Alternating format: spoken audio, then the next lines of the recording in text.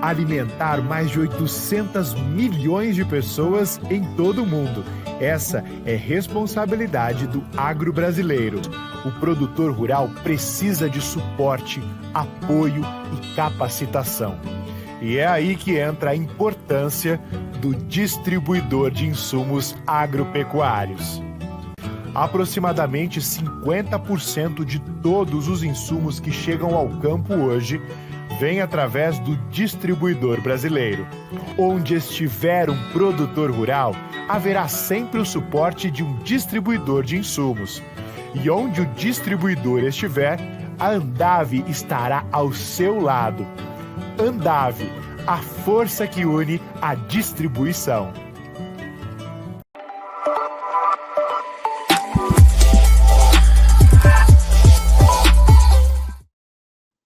Olá, meus amigos e minhas amigas do site Notícias Agrícolas.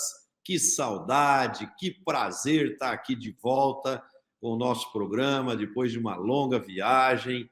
Muito feliz de estar aqui novamente com vocês, ao lado dos meus colegas de bancada, para apresentar mais um programa do Conexão Campo Cidade.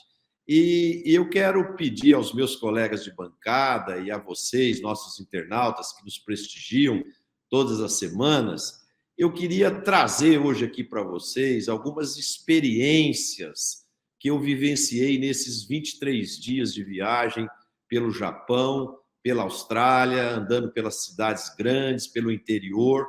Então, foram muitas coisas interessantes que eu vivenciei, que eu queria, no início do programa hoje, compartilhar com vocês. E a primeira coisa que eu queria comentar, que eu lembrei dos meus tempos de infância, nesses dois países, da minha época lá de Tuverava, no interior de São Paulo, quando a gente podia andar pela cidade sem se preocupar em ser assaltado, seja de manhã, de tarde, de noite ou de madrugada. Então, pessoal, esse é um ponto que nós precisamos resgatar aqui no Brasil. É a segurança, é o direito de ir e vir. Isso não tem preço. E nós aqui perdemos. Não sei se meus colegas sentem isso, mas isso é um ponto que nós precisamos começar a falar nisso. E, de vez em quando, a gente precisa ir para fora do país para a gente relembrar que isso existe. Né? Porque a minha infância era assim. E hoje, tudo é com cerca elétrica, é com carro blindado, é com medo de ser assaltado e assim por diante. Então, esse é um ponto que a gente precisa falar mais aqui e resgatar, porque, afinal de contas, o nosso papel aqui é conectar a área rural, a área do agro, a área das cidades. E um primeiro ponto que eu quero apresentar aqui para vocês eu fui exatamente no Japão, na época da primavera, quando começa a floração das cerejeiras, a árvore que internacionalmente é chamada de Cherry Blossom, né? E por 15 dias, o Japão recebe turistas do mundo inteiro. Os hotéis duplicam, triplicam o valor da diária, os restaurantes estão todos lotados. E aí eu pergunto para vocês, quantas belezas naturais que nós temos no Brasil que nós poderíamos explorar, eventos como esse, para o turismo, para o agroturismo, para o turismo urbano mesmo assim? Por exemplo, nós temos aqui no Cerrado, onde eu moro, o ipê roxo, que tem uma floração maravilhosa também por 15 dias. E por que isso não é explorado?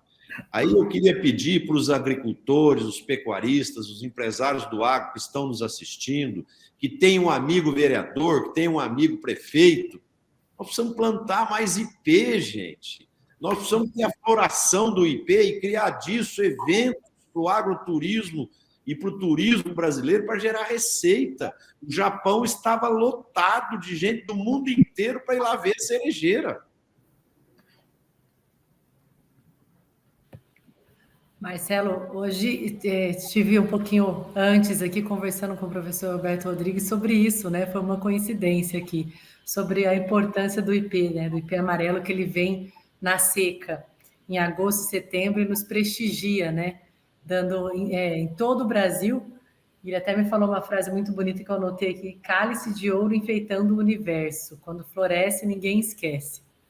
Então, tivemos essa conversa hoje de manhã e você trouxe essa importância. Com certeza, o Brasil tem diversos biomas e lugares inexplorados ainda que a gente poderia fazer esse turismo rural, né? Essa é uma das grandes receitas também, anexada ao agronegócio. Ô Marcelo, esse tempo da cerejeira em flor, chamada Sakura, lá no Japão, é uma coisa realmente extraordinária, maravilhosa. Como também tem em Washington, as marcas do Potomac, quando floresce a cerejeira, é maravilhosa. Agora, o ipê amarelo é mais bonito. O ipê amarelo, as características que a Letícia conversou, hoje de manhã nós falamos sobre isso. O ipê amarelo, primeiro, é árvore nacional. Daí, em qualquer lugar do Brasil, o ipê amarelo floresce sempre na mesma época, entre agosto e setembro, quando está tudo seco, pegando fogo, todo mundo com tosse amarela, com tosse comprida, com febre, todo mundo passando raiva, com a nariz sangrando e tal. O ipê amarelo floresce no meio do deserto, das coisas, floresce maravilhosamente daquela maneira e manda uma mensagem para nós. Hoje eu conversei com a Letícia sobre isso. A mensagem é a seguinte: você pode estar sofrendo o que for, a dor é sua. Para quem você conversa, sorria. Essa é a mensagem do ipê amarelo. Pode estar no meio do incêndio, ele está florescendo para alegrar as pessoas. Assim é a cerejeira no Japão. É isso mesmo, Roberto. E a gente ficava impressionado lá de ver a vibração e a emoção das pessoas com a beleza dessa floração, né? Então, quanto de turismo que isso não gera, quanto de faturamento, de desenvolvimento para a economia local lá, isso não significa.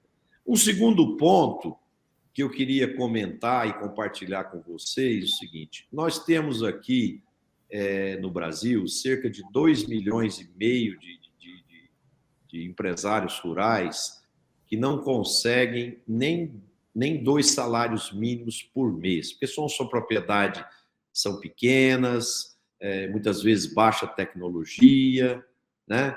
E eu vi lá essa carne do Wagyu, que é o boi japonês,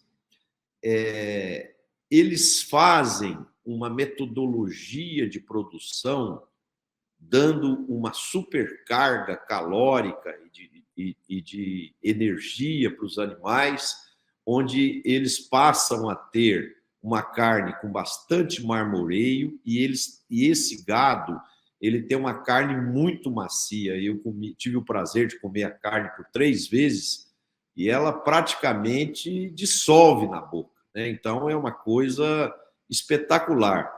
Agora, o mais extraordinário de tudo isso é que 100 gramas dessa carne custa o preço de uma arroba de boi Nelore aqui do Brasil.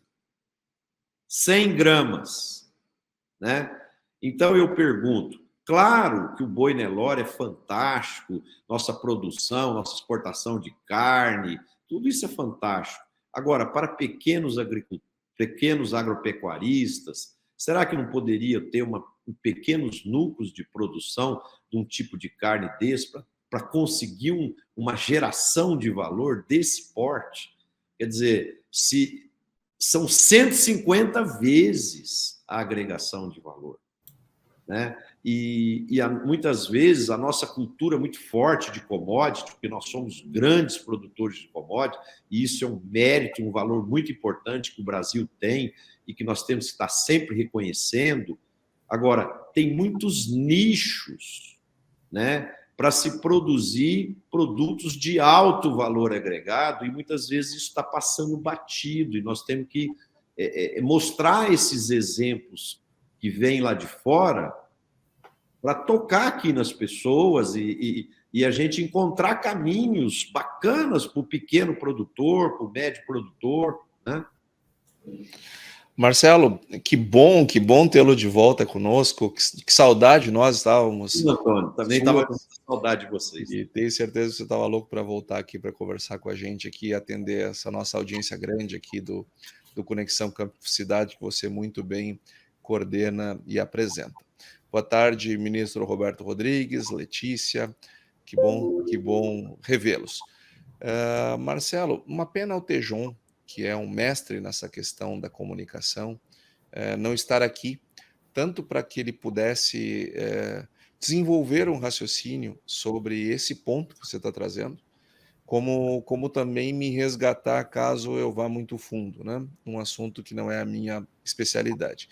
Mas essa sua reflexão, ela me lembra uma outra, que é o seguinte: nós temos uma pecuária a pasto. Nós fazemos uma pecuária a pasto maravilhosa. Maravilhosa. Sim. Isso é um ativo ambiental incrível. Sim. Incrível. Por que os Estados Unidos não faz que nem a gente? Por que a Europa não produz gado como nós produzimos? Sim. O nosso absolutamente em respeito com o meio ambiente, com respeito às lotações por hectare, com uma captura de carbono da atmosfera para a produção desse pasto muito maior do que as emissões que os animais naturalmente fazem. Ou seja, nós ajudamos o planeta a capturar carbono e gases de efeito estufa com a nossa pecuária, e nós não vendemos isso. Exato. Nem o pequeno, nem o grande, nós não conseguimos vender isso. E eu não estou culpando o produtor, nem a indústria, nem quer que seja. É uma reflexão que a cadeia inteira deve fazer. Por que eu não consigo vender isso? E pior, não é só nós não vendermos isso. Aí um europeu faz a seguinte conta: quanto é que um animal aqui ou lá nos Estados Unidos emite, tem um resultado negativo, né, de emissão maior do que captura? X. Quanto é que é o rebanho brasileiro? 240 milhões. Multiplica por 240 milhões. A pecuária brasileira emite tudo isso. E aí a imprensa brasileira, que eu acho que tem um papel importante, não na defesa dos interesses do Brasil, mas ter pelo menos uma preocupação com os interesses brasileiros, de não sair atacando, né? Vai lá e estampa estudo da ONG, não sei qual, que ONG diz tal coisa sobre o Brasil. O Brasil tem que fazer seu tema de casa. E aí, isso, não contente, uma asneira dessa vai parar lá no material escolar, Letícia. Ou seja, nós realmente estamos muito atrasados nessa agenda. Sim, se nós tivéssemos uma produção de nicho, atendida por pequenos produtores, talvez nós pudéssemos ter uma pecuária de escala menor. Afinal de contas, nicho, eu consigo ter um valor agregado maior. Entretanto, só tenho que lembrar, para produzir essa carne maravilhosa que você provou, eu preciso ter uma forma diferente de produzir, que não é a nossa. Exato. E que eventualmente pode incompatibilizar com essa defesa ambiental que nós fazemos.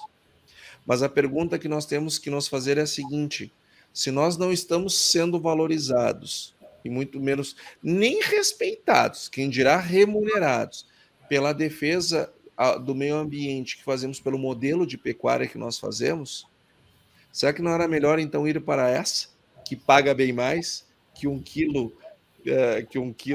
dessa carne paga uma arroba inteira de uma carne Nelore, como você citou?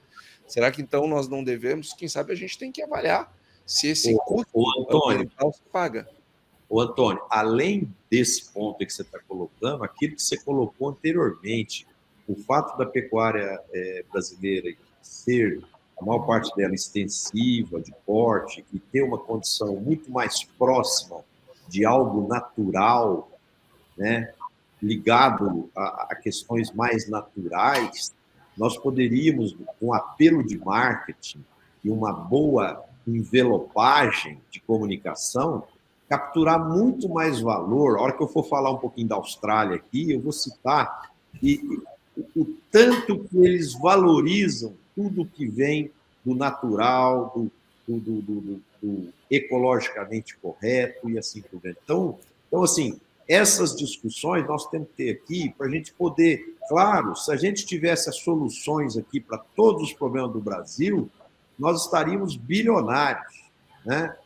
Mas nós não temos, mas nós temos aqui a capacidade de levantar ideias, levantar caminhos, e para cada empresário que nos assiste, cada agricultor, cada pecuarista, refletir sobre esses pontos e cada um tentar encontrar caminhos que possam gerar mais valor para o seu negócio, para as questões ambientais, sociais e para o Brasil como um todo, né? O Marcelo, e por que não fazer os dois, né? Eu acho que, na verdade, o Antônio tem razão, trazer esse tema da sustentabilidade, agregar valor no nosso produto.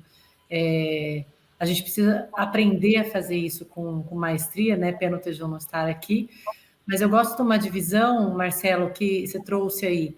Não é pequeno, médio ou grande produtor. É baixa tecnologia, média tecnologia ou grande tecnologia. A gente tem pequenos produtores, na verdade, com altíssima tecnologia e tiram daquela pequena propriedade, né? Por exemplo, as hortaliças e frutas e grande valor agregado.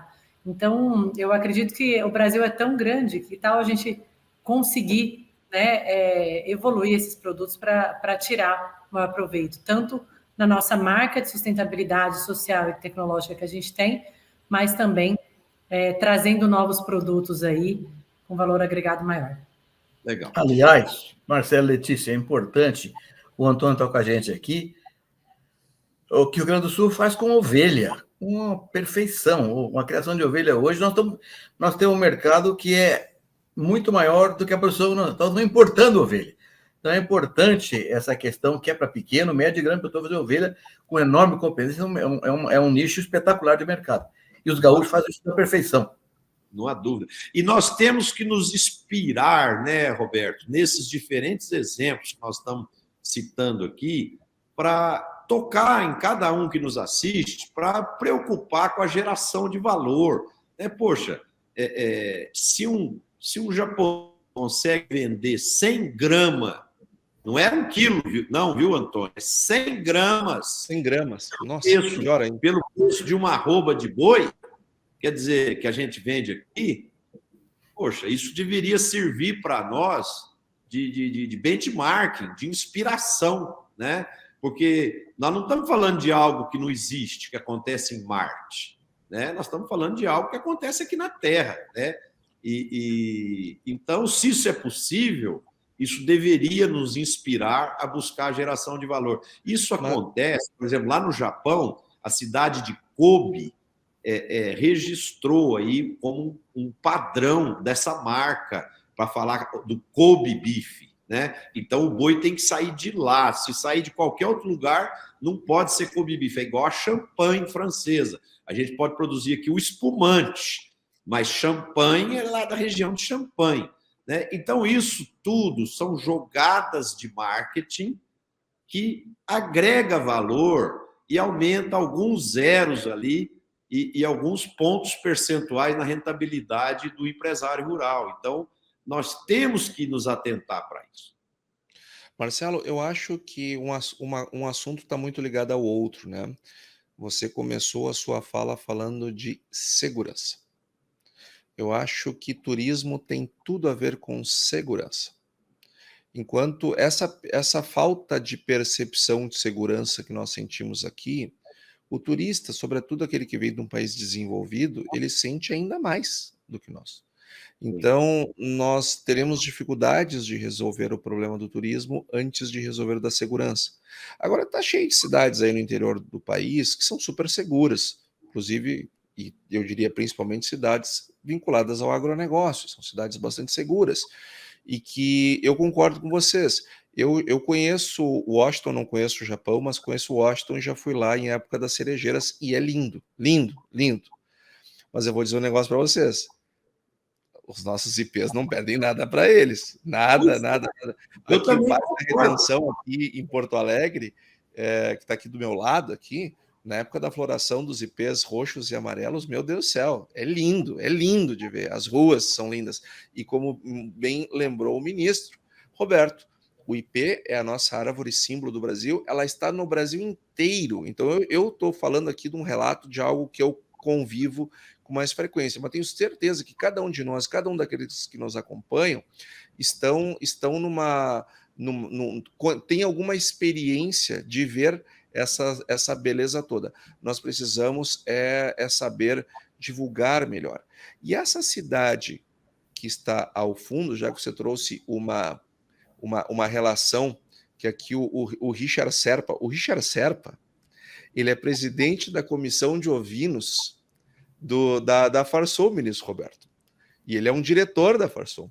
Então pode ter certeza aqui que ele está te aplaudindo aqui por conta que ele é um grande batalhador pelo desenvolvimento da ovinocultura, e eu não tenho dúvida que muito disso, do sucesso e da melhoria que o setor teve nesses últimos anos, muito passa pela mão dele e pelo trabalho dele tão dedicado ao setor da ovinocultura.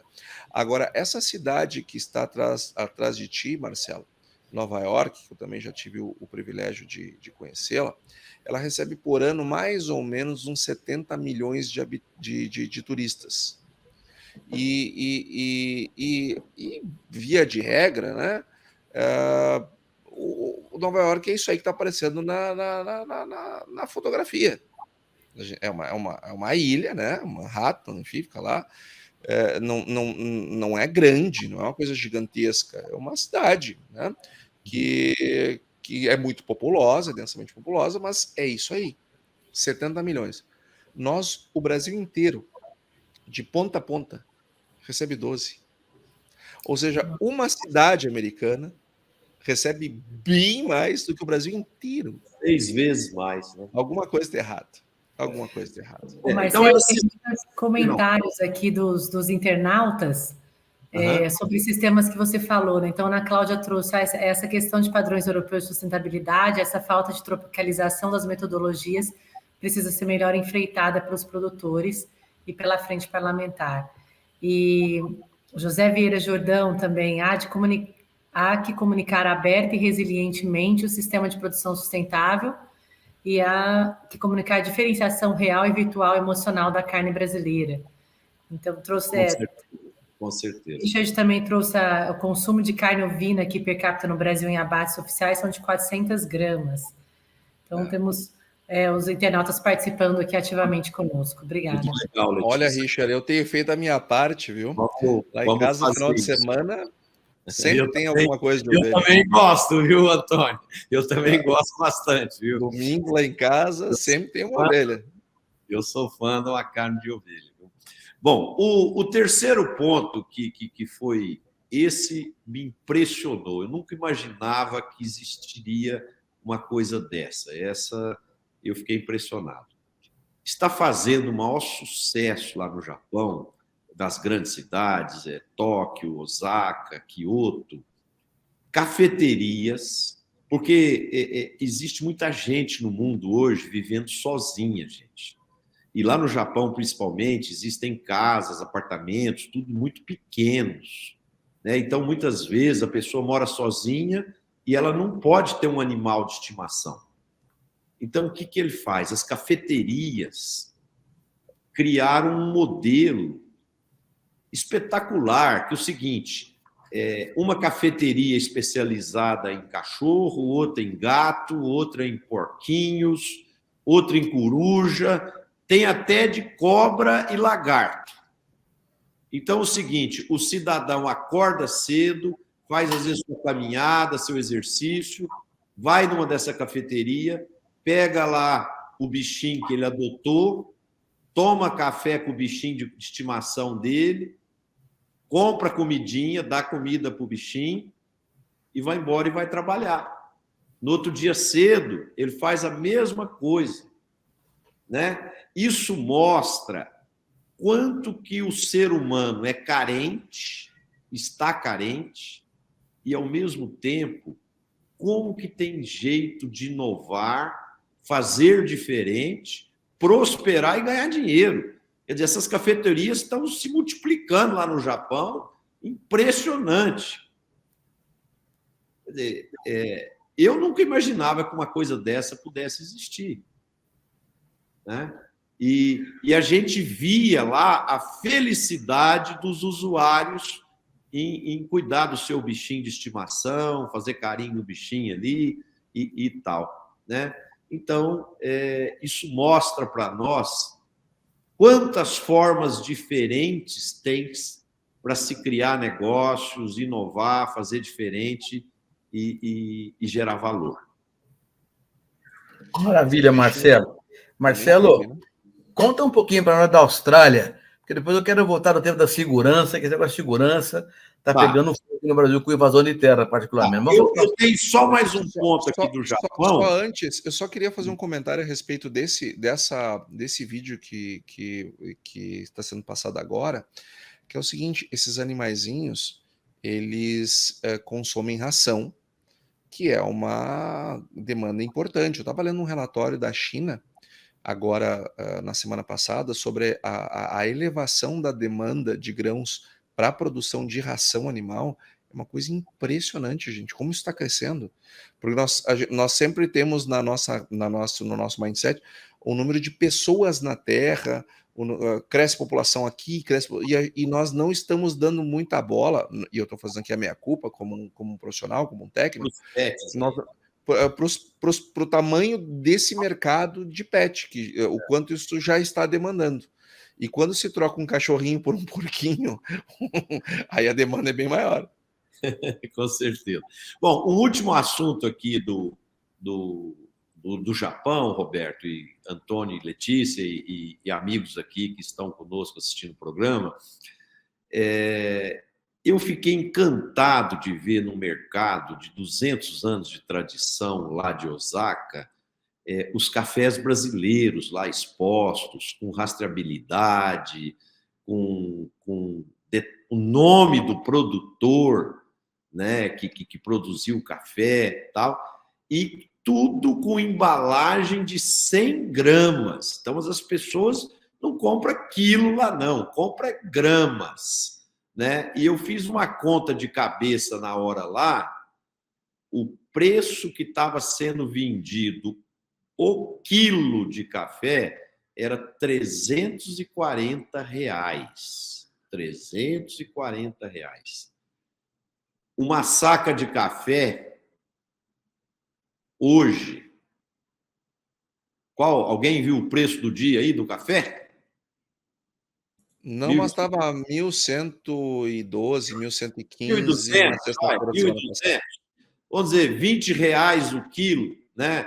O produtor vende o café por R$20 o quilo e o consumidor japonês compra lá por R$340 o quilo. Então, isso é 17 vezes o preço. Então, onde está ficando essa margem toda? É nas tradings, é nos intermediários. Então, fica aqui um desafio, né, para as nossas cooperativas de café que estão nos assistindo, ter uma maior presença lá nesses mercados externos, para poder conseguir chegar nesse modelo de varejo, para que as nossas cooperativas possam capturar mais valor, né, e, ao mesmo tempo, poder remunerar cada vez mais a produção do nosso cafeicultor brasileiro, né? Então, os pontos do Japão eram esses. Agora já vou passar para a Austrália. A Austrália, pessoal, eu quero só acrescentar alguns dados para nivelar aqui informação. A Austrália foi descoberta dia 21 de agosto de 1770. 270 anos depois da descoberta do Brasil. E a Austrália, inicialmente, foi formada por presos que estavam na Inglaterra, que foram colocados nos navios para ir embora para lá, adversários políticos do reino, e etc, etc. Muito bem, a Austrália hoje, sendo um país muito mais jovem que o Brasil e com muito mais adversidades climáticas do que nós temos aqui, a Austrália tem hoje uma renda per capita de $60 mil. 8 vezes maior que a do Brasil. 8 vezes maior. É um país de primeiro mundo, com um sistema de saúde super eficiente, com valores de sustentabilidade extraordinários, com nível de segurança fantástico. E agora, entrando um pouquinho para o mundo agro nosso aqui. Um dia eu fui almoçar num restaurante, e o restaurante era numa propriedade agrícola. E na entrada, a gente passava pelas áreas de produção da horta, da suinocultura, da avicultura, da lavoura de trigo, da fruticultura e dos diferentes produtos que eles produziam lá, né? Aí depois você almoçava e depois você ia ver os produtos processados que eles têm lá, compotas de frutas, pães feitos do trigo produzido lá, doces, sorvetes. Eles levam, lembrei da Letícia lá, eles levam as crianças, fazem cursos para as crianças conhecerem o modelo produtivo deles. Eles estavam lá defendendo um negócio chamado permacultura, que é a integração de técnicas ancestrais, primárias, com técnicas ultramodernas de valorização do solo, da sociedade, das pessoas, das minorias, da acessibilidade. Então, é o seguinte, é um processo extraordinário que a gente podia ter muito disso aqui no Brasil. Eu imagino que nós tenhamos já em vários lugares, mas isso devia estar espalhado para todo lado, para a gente poder gerar renda para o negócio agro. Quer dizer, a própria fazenda tendo seu restaurante, tendo seu processamento dos alimentos, tendo sua integração. É uma verticalização da cadeia. Eu fiquei encantado e eu tive o prazer de visitar dois projetos desses. Marcelo, umas ideias maravilhosas aí, né? Eles têm muito na Austrália e em outros países também, Canadá, Estados Unidos e alguns outros países, eles fazem os summer schools, né? Então, no verão, aquelas crianças sempre aprendem coisas diferentes. Eu já participei de vários desses, né? Gosto de ir, entender, fazer algum curso disruptivo. Isso seria uma ótima ideia para a gente propagar no Brasil, né? Imagina, Antônio, no Rio Grande do Sul, quanta coisa maravilhosa daria para o Brasil todo, né? Mas eu falo no Rio Grande do Sul, tem muita coisa interessante aí, produção de vinhos, mesmo essas ovelhas. Na hora que você falou ovelha, eu lembro na Expo Inter, que a gente trouxe uma ovelha grande no Vivenciando a Prática para uma criança ver e falamos, o que é isso? Ela falou, um travesseiro. Então, eu acredito que daria para fazer esses schools holidays, assim, num summer school, padronizado em diferentes locais do país, mostrando e valorizando essa produção. Parabéns, Marcelo, pelas exposições aqui, muito interessante. Eu queria, só para fechar, colocar só mais um ponto. A Austrália está muito avançada em termos de sustentabilidade, de seleção do lixo descartável, a lixo reciclado, tudo que tem nas casas, nos restaurantes, tudo é biodegradável. As pessoas, uma coisa interessante na cultura deles que eu percebi, quando você acaba de almoçar ou jantar, se sobrou alguma comida, eles guardam e levam para casa igual os europeus, porque os europeus tiveram muitas guerras e eles têm a comida como algo sagrado, né, que não pode ter desperdício. E nós aqui no Brasil, a gente não faz isso, a gente é capaz, às vezes, até de criticar alguém que pegar um pedaço da pizza que sobrou lá e levar para casa, né? Então, isso são questões culturais que a gente precisa repensar. E um último ponto que eu fiquei impressionado foi o seguinte: a hora que eu peguei o voo de Sydney, porque o meu retorno foi pelos Estados Unidos. Então, de Sydney para Los Angeles, dentro do avião, os garfinhos, as faquinhas, os plásticos. As faquinhas eram todas de madeira e os garfinhos, as colheres, os plásticos todos biodegradáveis, tudo bacana. Ok, descemos em Los Angeles e pegamos o avião para Houston. Mesma companhia aérea. Não mudou a companhia, mesma companhia aérea. Aí os garfinhos passam a ser tudo de plástico e os alimentos também vêm tudo em embalagem de plástico não biodegradável. Aí pega para o Brasil, de Houston para São Paulo, da mesma forma. Quer dizer, então você vê quanto que uma cultura, que valores de uma sociedade, do povo, interfere no comportamento até de uma companhia aérea, né? Enquanto você está lá em solo australiano, você está seguindo valores da cultura local. À medida que sai, eles passam a usar os outros ingredientes, né? Então, assim, foram experiências muito ricas e muito bacana, e eu fiquei fã desses dois países, e eu acho que alguns desses exemplos que eu trouxe aqui, eu espero que possa servir de inspiração para nós aqui no agro, e nós como brasileiros, para a gente melhorar o nosso país, né? Antônio, você queria falar alguma coisa sobre segurança, ou Roberto? Não lembro, alguém falou? Roberto. Fala aí, Roberto. Marcelo, antes de falar de segurança, essa sua experiência interessantíssima para nós. Aqui no Brasil está começando o turismo rural, já começa com alguma força aqui na região de Campinas, Jundiaí. Tem uma onda importante do turismo rural de crianças, viu, Letícia?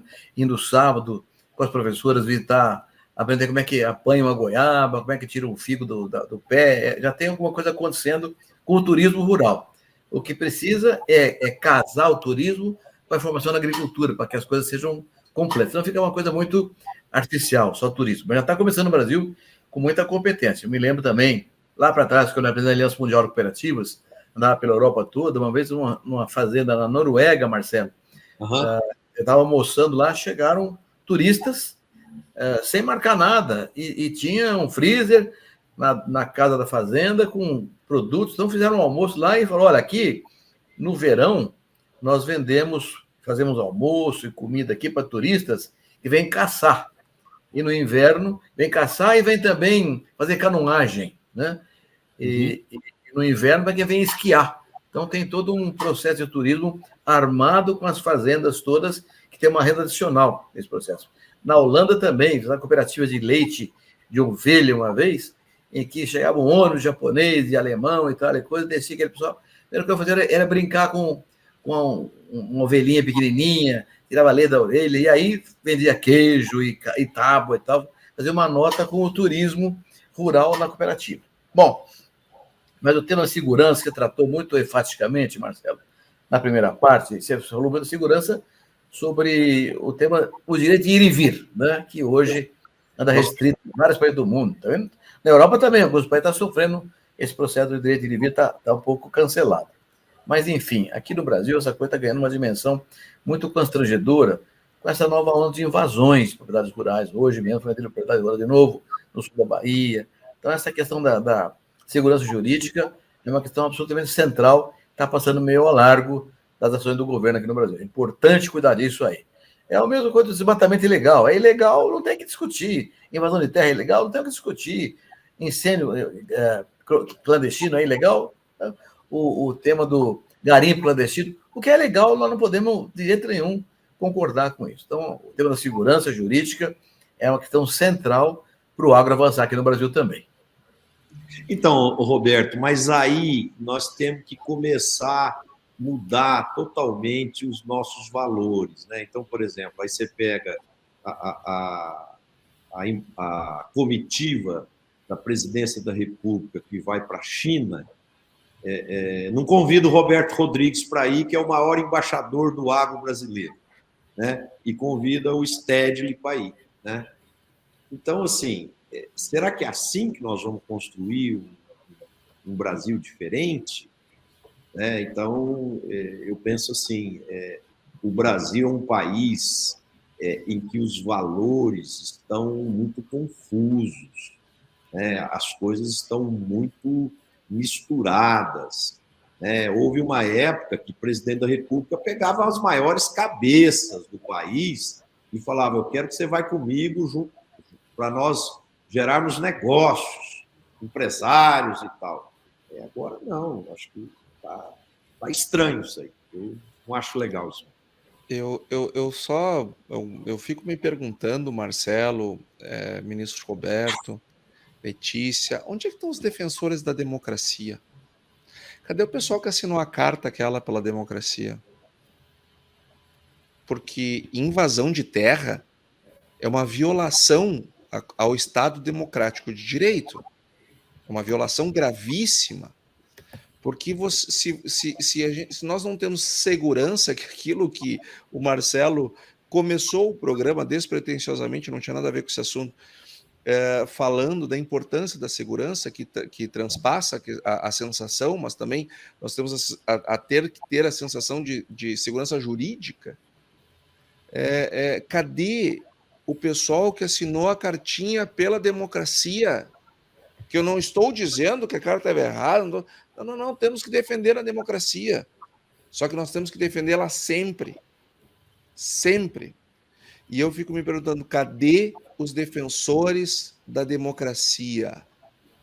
Cadê a grande imprensa que estava preocupada com um retrocesso no regime democrático de direito? Cadê os intelectuais, a elite intelectual brasileira? Cadê o pessoal que assinou a carta? Onde estão agora que um bandido, líder de um bando, convoca uma coletiva de imprensa para anunciar que vai fazer invasões? O que é isso? Antônio, um movimento que é ilegal. A instituição não existe legalmente. Não, mas está tudo errado, né, Roberto? Então é o seguinte, poxa, aí você vai lá ver a Austrália, os negócios tudo organizadinho, 8 vezes o PIB do Brasil, você não vê pobreza, você não vê... tudo funciona e tal. Aí você fala, poxa, a gente quer construir um Brasil diferente, né? Mas eu penso que nós vamos precisar de muitas gerações para ver um Brasil ainda como um país de primeiro mundo, porque os valores estão invertidos. Hoje foi invadida a Embrapa, lá em Petrolina, Pernambuco. A Embrapa foi invadida hoje, da Embrapa. E também várias agências do INCRA em várias capitais do país também foram invadidas. Quer dizer, não é só o rural, é o urbano também. É uma coisa realmente muito preocupante. Muito estranho, porque, por exemplo, você pega... Se os caras ainda estivessem fazendo isso escondido, tá lá, né? Mas não, eles estão dando entrevista coletiva, né? É um absurdo. Um absurdo. Na verdade, depois dessa coletiva de imprensa e com esse risco com essas invasões acontecendo à torta e à direita, né? O governo validar, tendo dentro da sua comitiva o presidente do MST, é bastante complicado mesmo. A CNA ela entrou com medida cautelar, né, para que possa se restabelecer o Estado democrático de direito, e as federações também estão ajudando os produtores rurais para que essa resposta seja rápida e os danos sejam menores, né? Mas sem danos não existe. Uma coisa que é muito interessante, grande parte dos países que foram de colonização inglesa, o sistema judiciário e as leis funcionam normalmente muito bem, sabe? Então, por exemplo, vou dar um exemplo lá na Austrália. Eu estava com um carro um pouco maior e eu tenho um filho que mora lá e o carro dele era bem menor. Então, eu falei, pega a cadeirinha da minha neta aí e vamos pôr no carro maior aqui para a gente andar todo mundo junto aqui. Aí meu filho falou, não pode, porque aqui na Austrália tem uma lei que é um técnico especializado que tem que instalar a cadeirinha para a criança poder andar. E se tiver que tirar a cadeirinha para pôr no outro carro, tem que chamar o técnico e tal. E se eu fizer isso sem avisar, eu tenho uma multa gigante, eu posso ser preso. Né? Então, é o seguinte, você vê claramente que a pessoa respeita a lei em coisas pequenas. Né? Agora que não, aqui vai invadir a terra, dar uma entrevista coletiva e tal. Né? Então, nós precisamos mudar. E veja como o modelo de pensar o mundo, a vida e as coisas, ele termina levando cada um de nós para outros certames de debate, mas com o mesmo senso crítico, com o mesmo modo de ver a vida. O presidente Lula, na sua recente viagem para a China, dentre tanta groselha que ele falou, uma delas foi ele atribuiu à Ucrânia o mesmo peso de culpa da Rússia. É um absurdo. Foi um absurdo. A Rússia invadiu a Ucrânia. A Rússia é criminosa. A Rússia é comandada por um bandido, por um psicopata, por um sanguinário, por um genocida, que é um termo que se usava bastante até bem pouco tempo atrás no Brasil, como é o Daniel Ortega, como é o Maduro, como era o Fidel Castro. Aí se coloca no mesmo peso. Só que daí eu fico pensando o seguinte, eu até discutia isso com o Nestor Rain, que é o chefe do jurídico da Farsul. Veja como as coisas elas são simétricas. A China, aliás, a Rússia invade a Ucrânia e a culpada é a Ucrânia. Não é muito diferente do que acontece aqui. Um bando invade uma fazenda e a culpa é do fazendeiro. Ou seja, o modelo mental é o mesmo e o absurdo é o mesmo. E o que me preocupa, ministro Roberto, Letícia e Marcelo, é que a sociedade, aos poucos, ela vai se acostumando com o errado e vai sendo mais tolerante. Isso é o maior drama que nós temos aqui no Brasil. Nós estamos acostumando com o errado. Esse é um problema seríssimo. Tivemos também agora nessa visita da China, né? Eu acho que a assinatura de vários tratados que englobam parte de tecnologia, comércio de commodities agrícolas, infraestrutura, meio ambiente. Então, acordos bilaterais de comércio. Teve muita coisa positiva, né, Letícia? Nesse aspecto, eram coisas positivas. Não há dúvida. As empresas brasileiras, as empresas chinesas, elas têm muita sinergia, tem muita coisa boa para sair do comércio, para fazer entre os povos. Há muita coisa bacana para se fazer entre Brasil e China. Aliás, estamos fazendo, e esses acordos todos empresariais que foram lá assinados, eles trazem luz para o comércio, para o Brasil, para a China, é bom para os povos. Agora eu pergunto, qual é a necessidade do presidente da República me falar em acabar com o dólar como moeda de troca global? Qual é a necessidade? Para quê? Para quê? Para quê? Você pode ser amigo da China sem se indispor com os Estados Unidos, né? Mas aí nós vemos o Celso Amorim, que é quem cuida das questões internacionais. Ele de novo, vou citar aqui o Nestor Rain, como diz o Nestor Rain, ele tem assim, uma antipatia juvenil de centro acadêmico pelos Estados Unidos. Imagina o que é isso? É outra grande nação importante, parceira. O Brasil tem que semear a paz. Nós somos exportadores de alimentos que semeiam a paz, que divulgam a paz, como o ministro Roberto Rodrigues cansa de repetir, nos ensinar esse respeito. Nós somos mercadores da paz e não da guerra. Não nos cabe esse papel. E aquilo é tão groselha, mas tão groselha, que hoje o BNDES ele divulgou uma linha que eu achei interessantíssima, vem ao encontro do desenvolvimento do mercado de capitais, que já vem acontecendo há bastante tempo no Brasil, por conta da lei do agro, dos CIAGs. Agora nós vamos ter uma linha em dólar, para os produtores poderem financiar os seus investimentos via BNDES em dólar. Tem um problema nisso, quer dizer, um problema não, tem uma questão a mais que os produtores têm que levar em conta, que tem que travar, né? Só que o custo da linha mais o hedge vai dar mais ou menos o que é hoje o Moder Frota. Então, parabéns para o BNDES, para os seus técnicos os que desenvolveram essa linha. Que coisa boa, vamos exercitá-la, vamos aprender mais sobre ela, vamos experimentá-la, mas tudo indica que vai ser uma linha muito interessante, desde que o produtor aprenda a travar também no câmbio.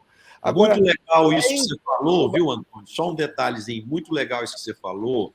Nós aqui no programa, nós não somos contra governo ou a favor de governo.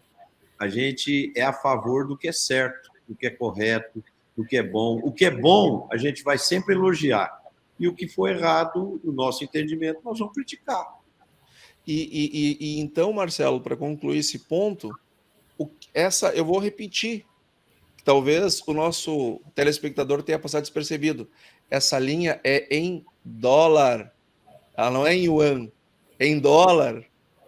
Ou seja, nós estamos fazendo uma linha que oferece para os produtores um financiamento em dólares, cotado na taxa de câmbio real-dólar, e o presidente propondo extinguir como o dólar como moeda de troca. Quer dizer, qual é a mensagem que passa para as pessoas que vão trazer esses dólares para cá?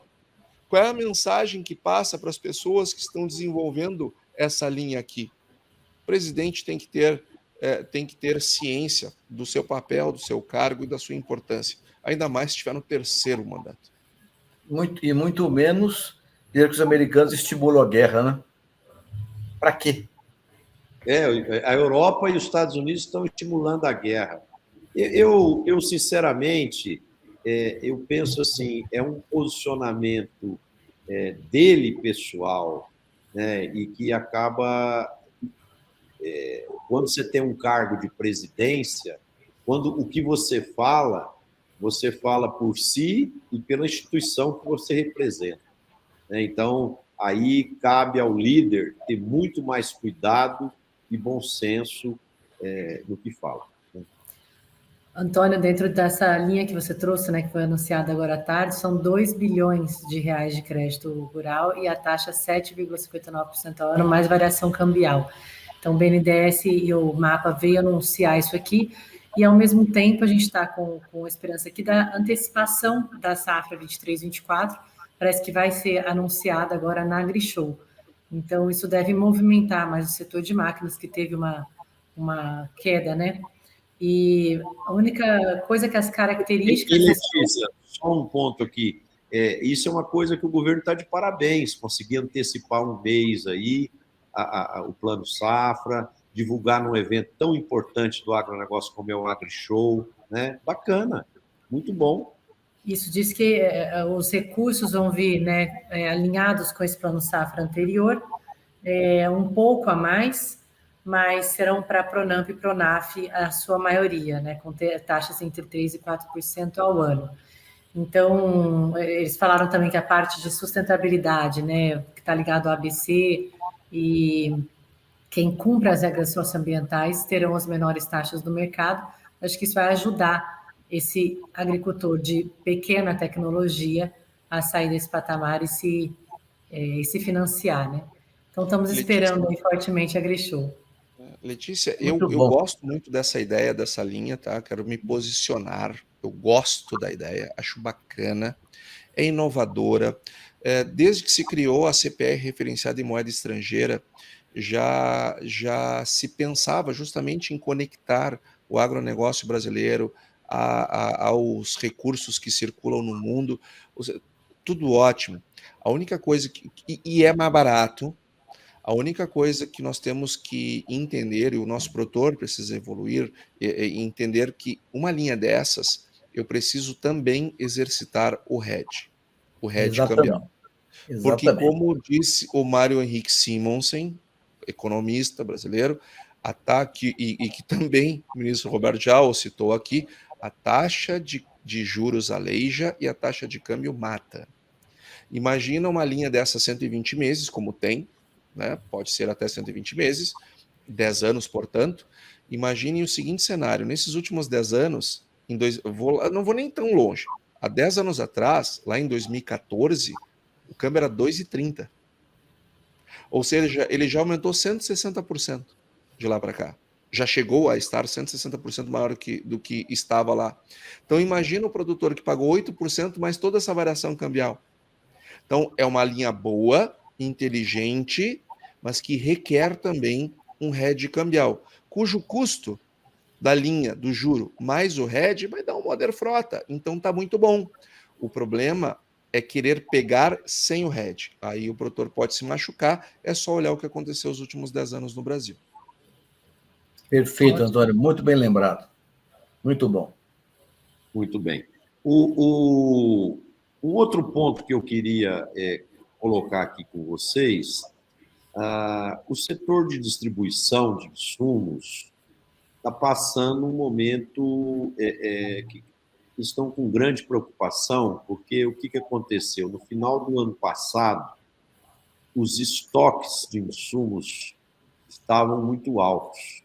Então, passou um estoque muito alto. E aí veio uma série de fatores, câmbio, questões de conjunturais, geopolítica e etc., e o preço de vários insumos caiu bastante. E agora as revendas e as cooperativas não conseguem repassar o insumo para o agricultor, porque o preço caiu muito. E a indústria não quer aceitar de volta. Então, está aí um problema instalado aí, que está sendo bastante discutido entre as indústrias, cooperativas e as revendas.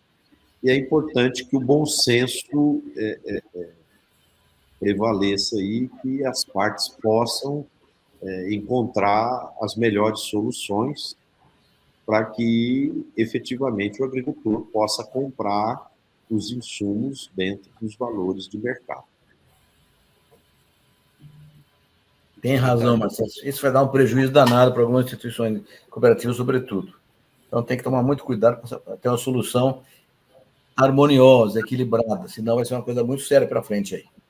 Porque repartir prejuízo ninguém quer, né, Roberto? Quando você tem uma situação de repartir lucro, é bem prazeroso, né? Mas quando você tem uma situação onde repartir problema é complexo. Mas eu espero que todas as partes aí possam praticar muito bom senso e tentarem achar formatos que possam amenizar essa questão para se resolver esse grande problema que está em cima da mesa aí do setor. A volatilidade é um grande problema. Uma das piores coisas que acontece numa economia é uma volatilidade muito forte, seja para cima, seja para baixo, porque isso desorganiza. Eu tenho certeza que os vendedores de insumo, que venderam insumo a valores bem superiores do que estão hoje, se eles pudessem voltar atrás e vender tudo a um preço normal de mercado, eles prefeririam, porque essas variações prejudicam o caixa. E eu não estou aqui os culpando, quero deixar bem claro, a guerra, essa guerra, que, de acordo com o presidente Lula, é tão culpa da Rússia quanto é da Ucrânia, que na verdade nós sabemos bem que a culpa é da Rússia. Essa guerra, ela desconcertou o mercado de insumos, seja pelos insumos em si, seja pela logística, que já vinha com dificuldades antes da guerra por conta da pandemia. Então, tudo isso trouxe uma escassez muito forte, os preços subiram muito, os revendedores se estocaram dessa produção, depois os preços declinaram e muitos revendedores micaram com esse produto no estoque, que o produtor, vendo o preço cair, não se posicionou, já tinha tomado uma batida forte na safra anterior por conta da elevação do custo, não ia pagar de novo. E aí ficou esse mico na mão das revendas, o que realmente é um problema sério e que espero que tenha uma solução rápida. Bom, amigos, o papo está muito bom, mas o nosso tempo está terminando, né? E precisamos agora fazer a nossa rodada final aí para a gente fechar o programa. Vamos começar com você, Letícia. As damas primeiro. Marcelo, eu queria trazer, né, só isso que a gente falou no final, são assuntos sérios em relação a esse encontro com a China, e a gente espera, né, que o Brasil, que tem essencialmente essa tradição diplomática do Itamaraty, a exerça, né, como mediador neutro, equilibrado, continuando abrindo espaços fora do Brasil, trazendo novos mercados, com grandes acordos comerciais, mas diferenciando a parte política, a parte geopolítica e a parte comercial, porque o Brasil tem muito a ganhar, né? A gente tem um histórico de ser esse intermediador e dessa diplomacia do Itamaraty. Então, é o que eu queria deixar aqui pontuado. E agradecer a todos vocês, uma ótima participação, muito interessante as coisas que você trouxe hoje sobre Japão e Austrália, para a gente aprender, e agradecer aos internautas que estão aqui conosco toda segunda-feira. Um grande abraço e ótima semana. Obrigado, Letícia. Antônio? Bom, queria primeiro dizer da nossa alegria, Marcelo, de tê-lo de volta conosco, com ainda mais conteúdo depois dessa viagem muito interessante que você fez e que teve a bondade de compartilhar não só conosco, mas com todos os nossos telespectadores. Obrigado. Prazer estar contigo, com o ministro Roberto, com a Letícia. E eu quero encerrar trazendo uma lembrança para o nosso telespectador. Todos nós aqui gostamos de debater os assuntos, mas todos nós aqui temos um coração no agro muito grande. Eu diria um coração de produtor, no produtor principalmente. Todos nós tentamos de alguma forma contribuir e ajudar. Às vezes a gente fala sobre mercado, com o objetivo de ajudar, e algumas pessoas criticam, né? Quero ver, garanto que nunca comprou um adubo, nunca não sei o quê, nunca isso, aquilo. Pois eu quero lembrar que no dia 30 de janeiro, já, portanto, passado mais de 2 meses e meio, neste programa, nós falamos da possibilidade real da taxa de câmbio perder os R$5. Nesses 2 meses e meio que se passaram, deu bastante tempo as pessoas pensarem, refletirem sobre o que foi falado, sobre analisar, se posicionar, e está aí a taxa de câmbio abaixo de R$5. É isso mesmo. Obrigado, Antônio. Roberto? Antônio, essa sua fala final ratifica a importância do hedge cambial, né? A gente não pode correr risco nem para cima nem para baixo. O hedge é fundamental nesse processo todo. Marcelo, eu quero me somar também à Letícia e ao Antônio, agradecendo a você pela sua gentileza em compartilhar conosco a sua visão extraordinária sobre Japão e Austrália e as coisas interessantes que as populações mais educadas, digamos assim, conseguem fazer com cada cultura do seu trabalho realizado. Mas eu queria, mais uma vez, firmar o pé no tema da segurança jurídica e dizer que é fundamental que a sociedade brasileira não aceite a invasão de terra, porque isso é contra a Constituição brasileira, é contra a lei. Não podemos fazer corpo mole para isso. Seria um absurdo a gente deixar essas coisas continuarem acontecendo, porque vai destruir os valores do Brasil. Então, só colocar essa questão com muita ênfase, porque não é um problema rural, não. É um problema da sociedade brasileira como um todo. É isso aí, Marcelo. Concordo plenamente, viu? Da democracia, né, ministro? Isso é uma posição que nós aqui somos unânimes de que isso é um absurdo e nós temos que ser guardiões da lei, da ética, do que é certo e cumprir a lei até para dar segurança jurídica para quem investe aqui no Brasil, seja brasileiro, seja estrangeiro, seja quem for, né? Então, a lei tem que ser cumprida. Bom, eu queria, meu último ponto, agradecer aí aos meus 3 amigos aqui, agradecer aos nossos internautas que estão conosco aqui, aqueles que vão nos assistir depois nas nossas plataformas aí. Quem gostou do programa, bote um gostei, um like aí, multiplique o nosso programa com seus amigos, seus familiares, para a gente poder alcançar cada vez mais esse objetivo de fortalecer a ponte entre o agronegócio e o público urbano. E a minha mensagem final é uma mensagem de otimismo em relação a uma potencial queda dos juros no segundo semestre. porque os Estados Unidos já saíram dados recentes agora que a inflação está sendo controlada. Na Europa também já existem alguns dados que são positivos, aqui no Brasil também, e que a gente possa ter um juro um pouco mais ameno para que os empresários possam ter mais motivação para investir e dinamizar o nosso país, que precisa tanto de investimentos, geração de emprego, para a gente construir um ciclo virtuoso aí de prosperidade. Então, eu queria agradecer a todo mundo que nos assistiu, agradecer aqueles que irão nos assistir, e a gente se vê novamente na próxima segunda-feira, às 17h30, com mais um programa Conexão Campo Cidade. Um abraço a todos, boa semana, saúde, e a gente se vê daqui uma semana.